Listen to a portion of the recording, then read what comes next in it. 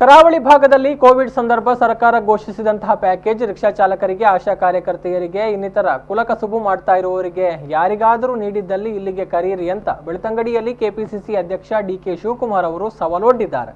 ಬೆಳ್ತಂಗಡಿಯಲ್ಲಿ ಸುದ್ದಿಗೋಷ್ಠಿ ನಡೆಸಿ ಮಾತನಾಡಿದ ಅವರು, ಸರ್ಕಾರಕ್ಕೆ ಕೆಲಸ ಮಾಡುವಂತಹ ಇಚ್ಛಾಶಕ್ತಿ ಇದ್ರೆ ಪಂಚಾಯತ್ ಮೂಲಕ ಹಣ ಬಿಡುಗಡೆ ಮಾಡಿ ಇಂತಹ ಕುಟುಂಬಗಳಿಗೆ ನೆರವು ನೀಡಬಹುದಿತ್ತು.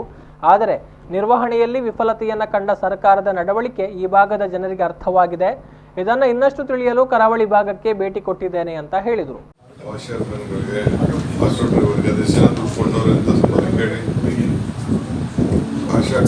ಎಷ್ಟು ದುಡ್ಡು ಕೊಟ್ಟವ್ರು ಅಂತ ಕೇಳಿ 10% ಕೊಟ್ಟಿರೋದು.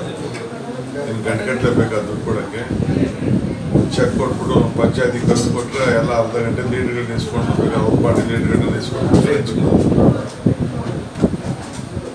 ಸರ್ಕಾರ ಸಂಪೂರ್ಣವಾಗಿ ಮಿಸರಬಲ್ ಕೊರೋನಾ ವಿಚಾರದಲ್ಲಿ ಫೇಲ್ಯೂರ್ ಆಗಿದೆ. ಸರ್ಕಾರನೇ ನಡೀತಾ ಇಲ್ಲ. 8 ಜನ ಮಂತ್ರಿ ಯಾರು ಮಾಡ್ತಾರ.